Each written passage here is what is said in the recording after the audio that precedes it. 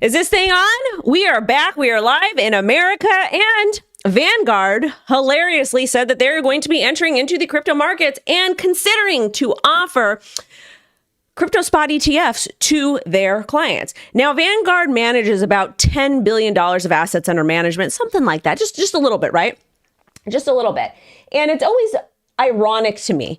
Every single traditional financial company, JP Morgan, BlackRock, now Vanguard, had terrible things to say about Bitcoin and crypto. We're not interested in it. Just not pleased any way, shape, or form.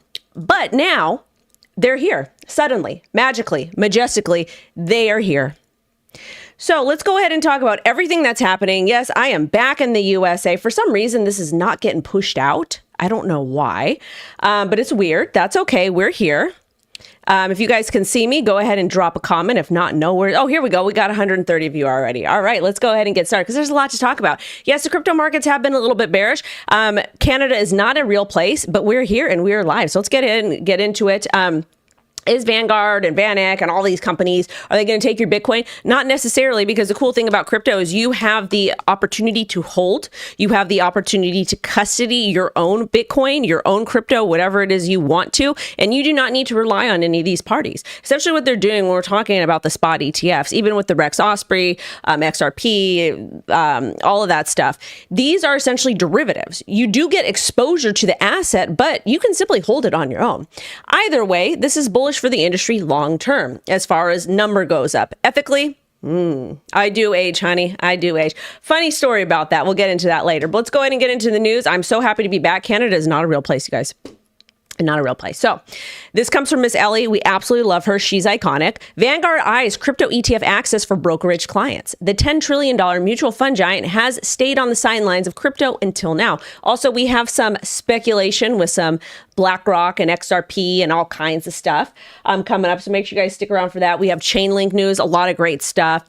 Nothing real crazy about Hedera this week, but I do know that the Hashpack folks, they're over on Facebook now. If you guys want to check them out, love them. They're the native wallet really for Hedera. We love to see it. But let's go ahead and talk about this. All right. So Vanguard is preparing to offer third-party crypto ETFs on their brokerage platform. The firm has historically avoided crypto exposure, which we know. Same with JP Morgan. They have their own blockchain now, or their own stablecoin for institutional and institutions. It's a weird thing, but they're still using the technology. We also have BlackRock and the spot ETFs, and a lot of these other traditional financial entities are now fully entering crypto. And in the past, the reason why this is so important is because in the past they have said terrible things about crypto, which makes sense because they were not legally able to get into the markets, and now they can. So it makes it very, very different. Now let's go ahead and continue to go on. They're not planning to launch any of their own crypto ETFs. However, I think that will change. And the reason why I think it will change is because they want to get access to that capital. And if they issue their own, they're going to be able to generate a lot more money. They can still go ahead and offer it to their clients as it, like other people's, the BlackRocks or the Ethereums and all the other ones. But at the same time, they are probably going to end up doing that to some point. Also, you guys, the executive order Trump had signed regarding 401ks to basically unlock that and allow that for people, just regular average Joes, to use their 401ks to invest in crypto, to get crypto exposure, probably through via the ETFs, that could potentially unlock around $12.5 trillion. So I think what's happening here is I think that we're seeing these institutions want to get in, and they're like, hey, we want some of that bottom line. We want some of that money. So that's what's going on. Now, what else did I miss? Okay. So they did decline to comment publicly on their own crypto plans, but Vanguard CEO Salim, a former BlackRock executive, led the launch of BlackRock's iBit. So he's now the CEO. So again, we actually covered the story way back when that he helped launch the ETFs and that there were via BlackRock, and now he's over at Vanguard, and there was some sort of speculation that this would happen. So we kind of knew this. It's not really big news, but it is. Now, really quickly, got to give a shout out to all the channels. Thank you so much to Lawrence for the $5 super chat. Appreciate it. Always appreciate it. So good morning to Mr. Lawrence, gorgeous Alexandra, Mr. R, Mr. D, who else? Mr. Legend, gorgeous Julie. You guys make sure to go to Julie's channel. It's linked on my channel. I think on the homepage. Go subscribe to her. She gives different takes than me, and it's always good to get your information from multiple different sources. Who else? And everybody else that's watching, to TikTok, to YouTube, to we got a buyer. We got a US buyer for TikTok, so we're not going away. I'll still be here. God bless America, Rumble, and everything else in between. Shout out to Sparkwater. All right, let's get through this because it's Friday, and I still have to unpack. Well, I'll tell you guys a little bit about what happened in Canada in a bit, but let's keep it going because there's more. So now, BlackRock executives say crypto ETF institutional adoption is still early. Wait, where did I get this over here? What is going on? Oh, this is for Vanguard over here. Yeah, basically for all the crypto bros crashing out because Bitcoin had a bad week after going up 350,000. This will brighten your day. Vanguard has 50 million investors. Obviously, many are not the Bitcoin type, but massive. And this is from Eric B. He is an ETF analyst. So again, Bitcoin was crashing. The market was an entire mess. Blah, blah, blah, blah, blah, blah, blah, blah, blah. Whatever, we're fine. Let's take a look at this BlackRock XRP story. So BlackRock executive says crypto ETF institutional adoption is still early. XRP and Solana ETFs are unconfirmed. This is from Crypto Slate over here. So let's go ahead and read a little bit more. I am telling you, BlackRock will eventually file for an XRP spot ETF. Same with Solana and same with the other ones. I think BlackRock is just really kind of playing it safe to wait for the SEC to make their first move. And again, we already have the change of rules and the lesson requirements from the SEC for these crypto spot ETFs. So we're getting them soon. And quarter 4 is almost here. We're right around the corner. But according to this article, BlackRock Global Head of Digital Assets, Robbie Mitchick, said institutional adoption of crypto ETF is still in the early stages. He says most U.S. advisors can't allocate crypto ETFs on behalf of clients. It's execution only. Only a few firms have added crypto ETFs like iBet to model portfolios so far. A side note here is he declined to comment on the potential of BlackRock XRP or Solana ETFs. So basically in this article, it's just a lot of speculation. They're saying that they're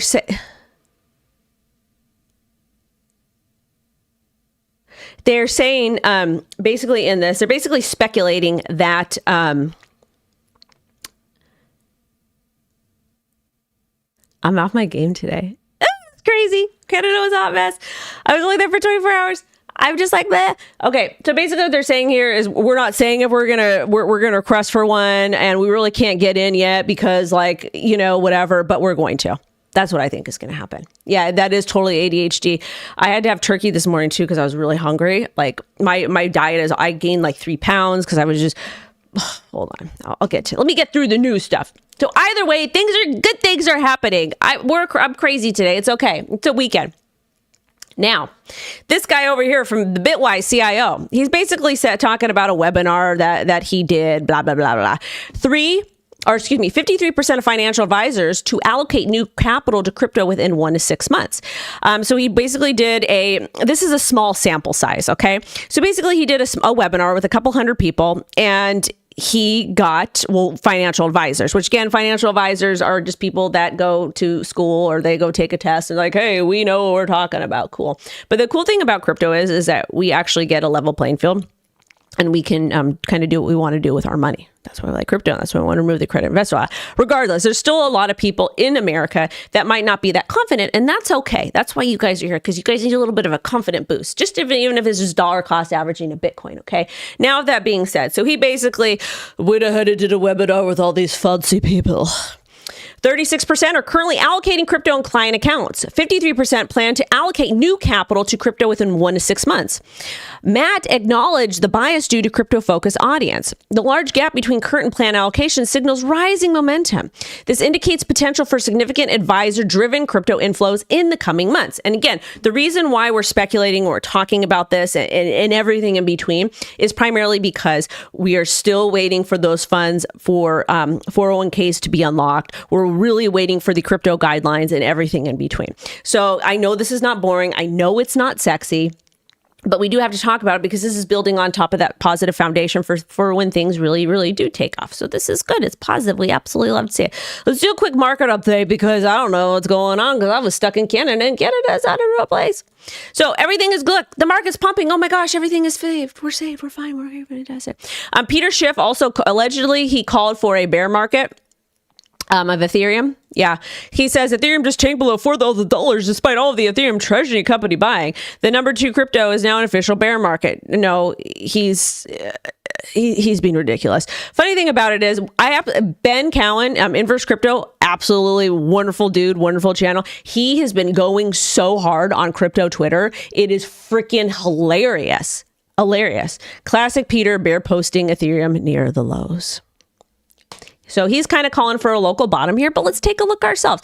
And Ben's awesome. Totally awesome. Love to see it. Also, you guys, if you'd like to trade with me, I'm on KRAKEN. I am on KRAKEN.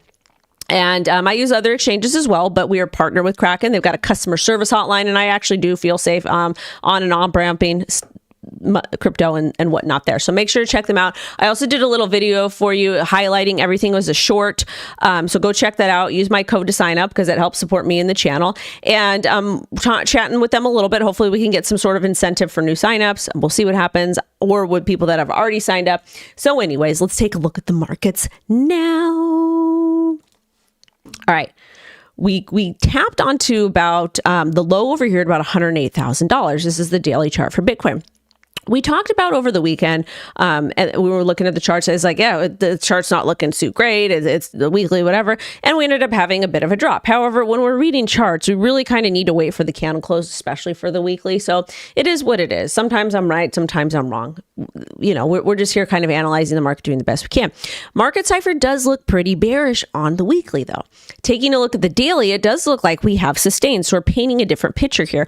Also, we have been consolidating really nicely at between about 117 since August to about 107, between a $10,000 range. One of the things I've noticed charting Bitcoin after all these years is we like the ranges, and we like the $10,000 ranges, especially in sideways markets like this.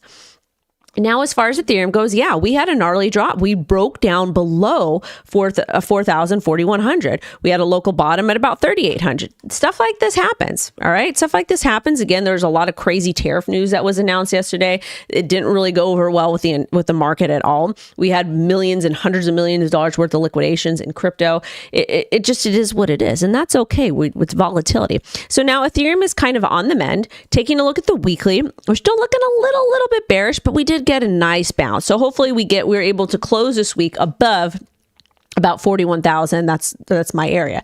Now, Solana took a hit as well. We dropped down below support, hit 192 over here, and we're on our way up. I want to see us get back above 200. XRP held up the best thus far. So shout out to the XRP army. We're at about 272 over here, and we're trying to retest, get back above the trend line. Chainlink broke below $20. I missed it because I was gone traveling, because I don't buy or trade when I'm traveling. But anyways, we broke down below. Hopefully we get back up above $21. Cardano ADA, low of $76 or 76 cents. If I say $76, you guys are taking it seriously, okay? So we're over there. HBAR held up pretty good. So the coins that held up the best are Hedera and XRP. I got to write that down for later for my other content. Those held up the best. Now, what am I missing? All right, so that's what's going on with the markets. We're on a rebound. We're doing well. Everything is wonderful. Everything is great. So let's keep it going. There's more stuff to cover. All right, so we talked about traditional finance. Now let's get back into ETFs. So this is from Mr. Nate G. Top 10 ETF issuer VanEck met with SEC Crypto Task Force. He says, look at the agenda, discuss the implications of tokenization of ETFs and the role of the underlying issue. So let's go ahead and cover what's going on over here. So basically, they're talking about tokenization. They want to discuss advisors at custody rule, potential amendments for safekeeping digital assets. This right here is important because custody with crypto. No, you can use KRAKEN anywhere. You can use KRAKEN anywhere. It's global for the most part. But we're talking about custodying crypto. That's a hot topic in general, primarily because not your keys, not your coins, and a lot of stuff. You know, you never should trust a third party because if they do go bankrupt, you lose your stuff. But again, it's good that they're having these conversations, and this is going to be pushing forward. Right now, Ethereum is the token, or is a token of the tokenization. Okay. So that's kind of what's going on with that. That's not a bad thing in any way, shape, or form, but that's the narrative of the cycle. Next cycle, it might be a different one. It might be Hedera. It might be Solana. I don't know. Or it could be a culmination of all of them. But this is good news moving forward. Next on the docket over here, BlackRock. BlackRock registered the name iShares Bitcoin Premium ETF filing coming soon. It's a covered call Bitcoin strategy in order to give Bitcoin some yield. This will be a 33x spot product sequel to the 87 billion IBIT. So basically what they're doing is they are trying to get some DeFi yield dividends on Bitcoin via a traditional financial product. This is actually really, really, really, really, really, really interesting. A lot of people don't necessarily like it, but I mean, for people that are not crypto savvy like us, this is going to be a good thing for them. And basically it's going to have money flooded into the market. Now, are all of the traditional financial entities going to take all of your Bitcoin? They could. They could. The poll question is not stupid because I was literally in Canada. And it's literally not a real place. It's insane over there. It's crazy over there. It's a real good question though. Do you think Canada is a real place? Anyways, it's fun. We're trying to have fun on this channel. This is the thing, you guys. I like to have fun. I'm just not some boring, like, I like to have fun. I like to joke around. I like to keep life interesting, okay? Because if you just sit here, you want me to just look like, go somewhere else. I like to keep things fun. Finance is freaking boring, and that's maybe why we don't care about it. And in America as a society, we haven't put emphasis on it because it's boring. It's not sexy, but we need to. So let's keep it fun. All right. So again, this is going to kind of add dividends and whatnot, and it just kind of shows the insanity that's coming to the markets. Next on the docket. First, Ethereum staking ETF launched today. The Rex Osprey Ethereum staking ETF, it's under the 1940 Act structure. So congratulations. So that's passive income on Ethereum. And Rex Osprey is doing crazy business over here. Absolutely love that for them. For Mr. James, new Bitwise files for hyperliquid ETF. I missed hyperliquid. I missed it. So shout out to Eastvale. Now let's talk about Ripple a little bit. So Ripple's Stuart Hodroy, crypto doesn't need a Dodd-Frank moment as lawmakers work to draft rules for digital assets. Now I want to read this a little bit over here because he put out a post.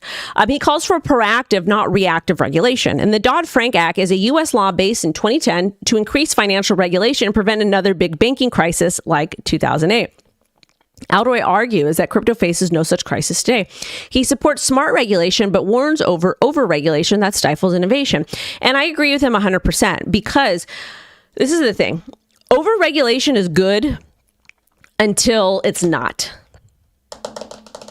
Now, does crypto need to be over-regulated? We need basic rules and guidelines because if you have basic rules and guidelines that allows people to build and add the proper disclosures, it's fine.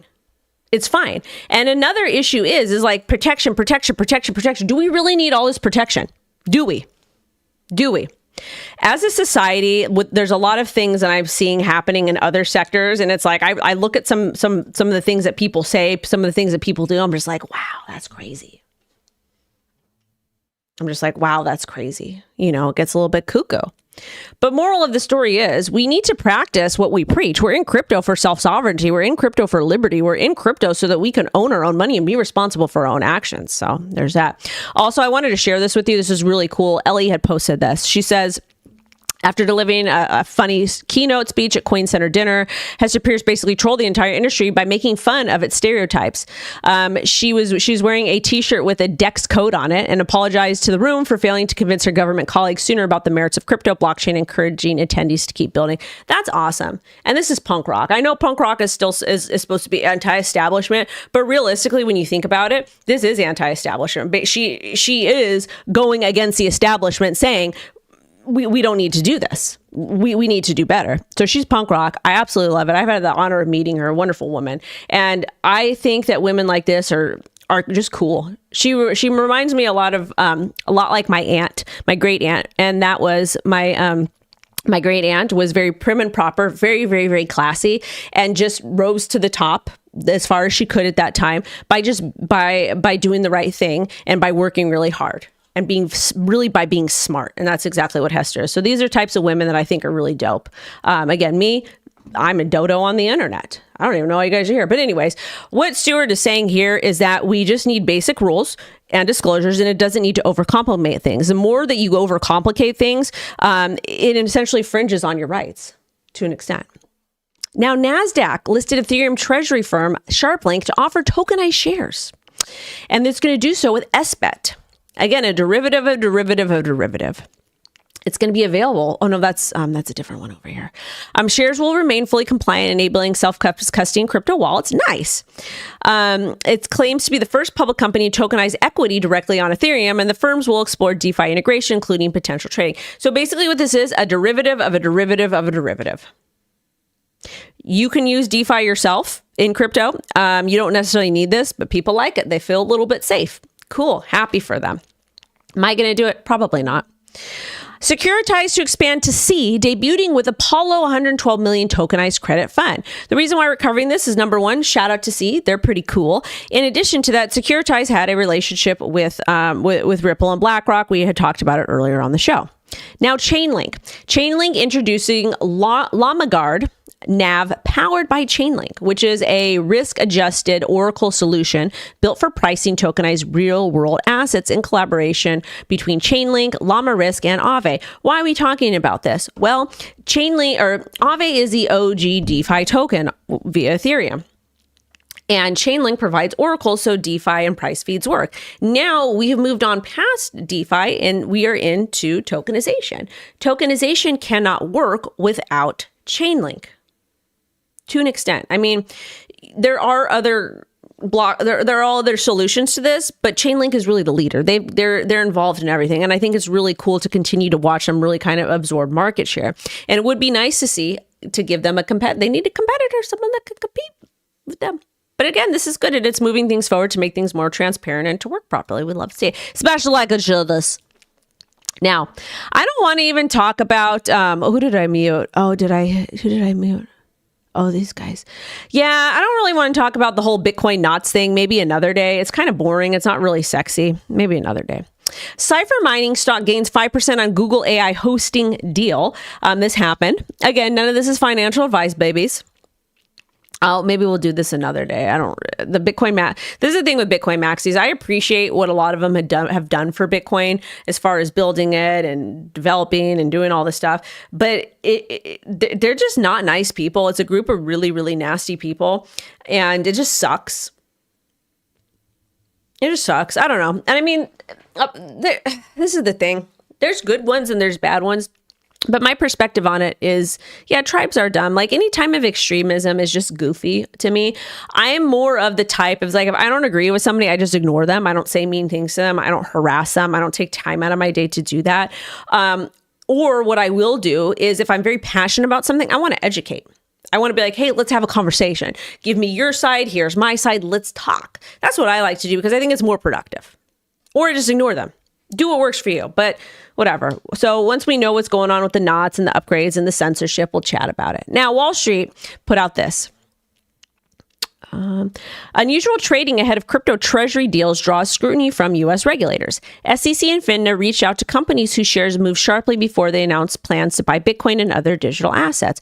This is important, okay? So the SEC's job is to stop insider trading and fraud and those types of things. And insider trading is illegal. It's always been illegal. Fraud has been illegal. It's always been illegal. And with that being said, you can't just do things. You can't just do crime. And that's why when people are like, oh, crime is legal, Trump dropped what the hell was it? A meme coin, blah, blah, blah, blah, blah, blah. Guess what? Okay. Guess what? Crime has always been illegal. So if it's fraud, and that's illegal. So they should be looking into stuff. They do need to go after public servants too. I think that they need to go after everyone equally, in my personal opinion. So there's that. Also, the White House is considering former Commissioner Jill Summers and NCUA Chief Kyle for the role of CFTC chair. A source close to the process tells her. And the reason why this is important is because they're good friends with Mr. Paul Atkins, or Summers is good. Oh, no, that's a different Summers. Summers is good friend with Paul Atkins, and both candidates are pro-crypto. And again, the more pro-crypto public servants we have, the better. But back to this story over here. SEC Chair Atkins responds to crypto conflicts of interest, says agency will enforce laws where indicated. Good, he should. Atkins declined to comment on specific companies, but reaffirmed the SEC's duty is to enforce statutes. And apparently there were some crypto conflicts of interest at a Georgetown University event, allegedly. One of the things I want to say really quickly is that she does. It's terrible. One of the things I do want to say, though, is that regardless of what party lines you are, and we've talked about this always on the channel, is you're entitled to your beliefs. You always are. Okay. And I might not agree with you on it, but at the end of the day, whether you're red, blue, or whatever it is, being pro crypto is important. You're never going to have everybody agree with you. And that's a good thing. You don't want that. But at the end of the day, bipartisan support is needed. We're never going to be a one-party country. That would be dangerous. Is there insane people on both sides? Yeah. But at the end of the day, if we can get people that are pro-crypto to be governors, to be mayors, to work over at the SEC, the CFTC, et cetera, they can have different ethics, they can have different ideas, but just as long as they all understand how important pro-crypto is. Like, some of them might say, hey, we need more regulations here, we need more oversight here. Others might be, we don't need that. Let them let them debate on that and listen to our public comments. But pro-crypto is good regardless of what side on the political spectrum you're on. That's just my opinion. Okay. Next on the docket. Oh, this is happening in DC, and I wanted to bring this to your attention because for one reason only. So this is DC FinTech Week. It's October 14th through 7th. And the reason why is because the sponsors, the co-hosts, the platinum, the gold, if we look over here, so we got Visa, Robinhood, Citi, but we also have Chainlink, Ripple, Ondo, Circle, crypto companies, Solana Policy Institute, PayPal. Deloitte has always been pro-crypto. Knowledge Partners, Crypto Council for Innovation, and a lot of traditional financial entities. And the reason why I think this is so cool is that this is a FinTech Week. FinTech Week. And look at all the beautiful companies that are here. Do you guys not see how cool this is? It's really cool stuff. So I like it. It's good to see. A couple things before I go, really quick. I know I'm going over.